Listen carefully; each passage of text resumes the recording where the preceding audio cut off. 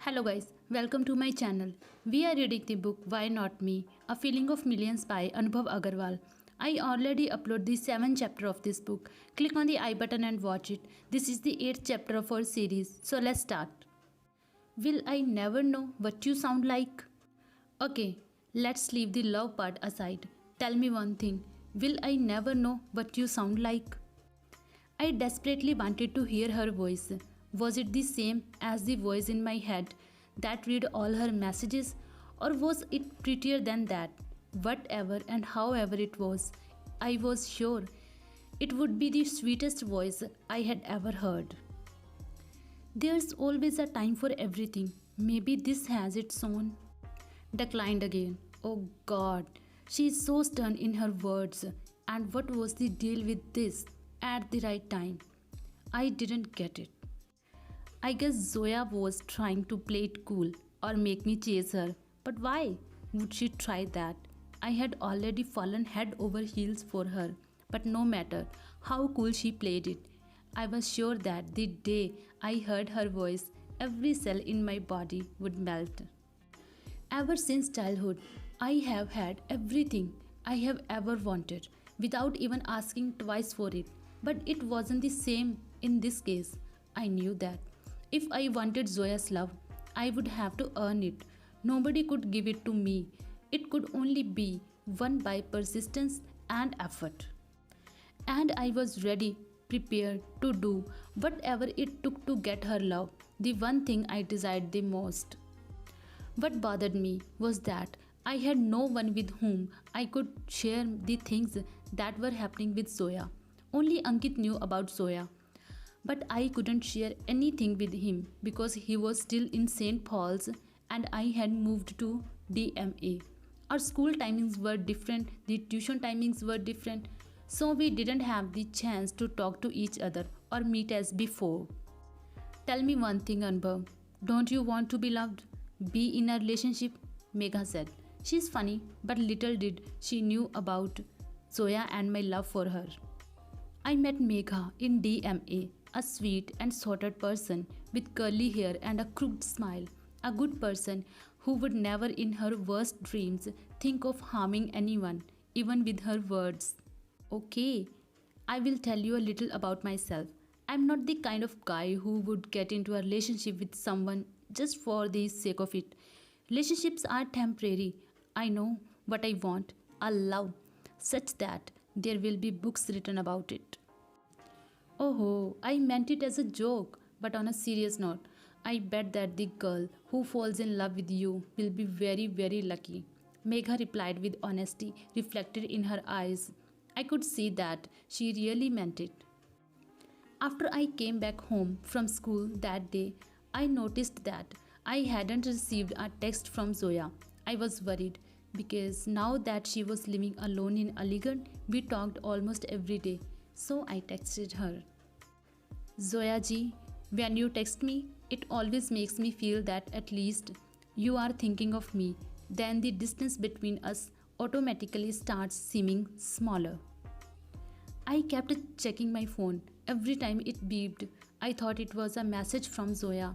And finally, after 30 minutes, I got a message. Sorry, I was a bit busy at school today. Couldn't text you. Are you okay, Zoya? You sound a little low. I could sense that she was not in a good mood just from the few words she had texted. I knew something was wrong, but I was also sure that to prove herself strong, she wouldn't confess that something was wrong. Low? No. Why would you feel that? I am well, very well in fact. I knew she wouldn't share, but it was persistence in my efforts and kept asking. Reluctantly, after about 10 minutes, she said that she was missing her dad. Tell me one thing, how did you even know that I was low? I sent normal messages. Nothing could have given away the fact that I was sad. She asked after I had consoled her and finally she had cheered up a little. When you truly feel close to someone and want them to be happy always, then even a normal message can tell you that the person isn't okay. And this time it wasn't even the message. There was this little voice in my heart that kept screaming, that you weren't okay. 2nd May 2012, 4:31 p.m. I believed that was the time when Zoya realized that I was not going to hurt her feelings. I guess she must have been quite impressed by our conversations. But I wasn't out to just impress her or make her fall for me. I wanted to give her all the happiness in the world, give her what she truly deserved. Listen, will you be free around 8 tonight? She asked. All kinds of questions started rushing through my mind. I finally replied, yes, definitely. Even if I am not, I know where my priorities lie. I will always make time for you. Just assure me that you are okay and nothing is wrong. Oh, no, nothing to be so worked up about. I just asked randomly. I still couldn't figure out the deal with her. She would always twist her statements and never really say what she wanted. Maybe she does that on purpose to get me to ask her repeatedly. Or maybe not. There's nothing to worry about, Anubhav. I asked because I thought we could talk on the phone today. Maybe only if you don't mind. I couldn't believe it. I started jumping with excitement. I would finally talk to her on the phone and not just over text messages. We would finally have a real conversation. I couldn't control my happiness. I wanted to dance. I was so happy thinking that this call could be a stepping stone for us. Thank you, Zoya ji. You made my day. I couldn't have asked for anything better.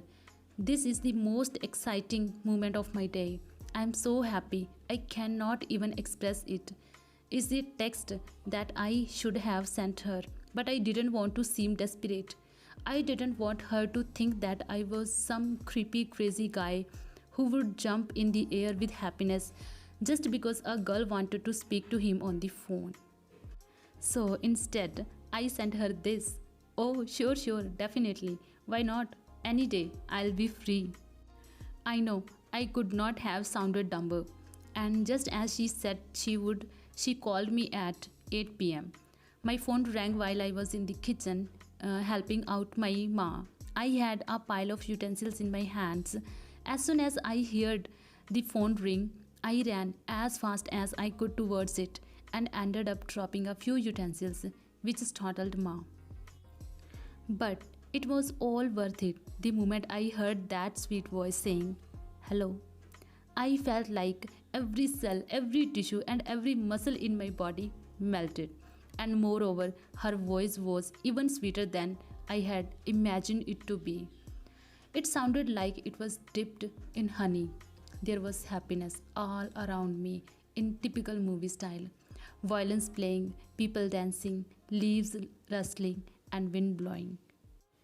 That day, I felt like everything would turn out fine. Finally, she might acknowledge that she felt something for me, even if very little, but that acknowledgement was what I needed the most. We spoke for around an hour that night, 50 minutes to be precise. She told me everything about herself, her childhood, her relationship with her family, her friends. The conversation flowed. There was no need to pretend to be anyone else. She adored her parents. They loved her the most, and she was the ladly of the family. Zoya had always excelled in studies, from kindergarten to high school. She aced every test she had ever appeared for.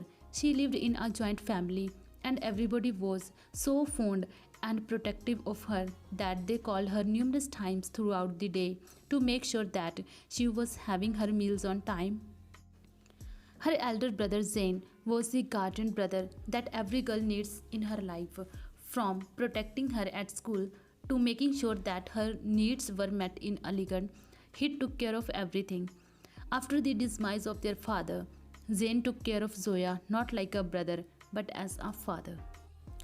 Zoya had always wanted someone who would love her as truly and unconditionally as her family did, especially her father. She had not had good experiences with love before, which explained why she was so distant all the time. She had made up her mind that One could only get pain and hurt from love, nothing else. But I knew that I wasn't going to hurt her or make her feel bad about herself.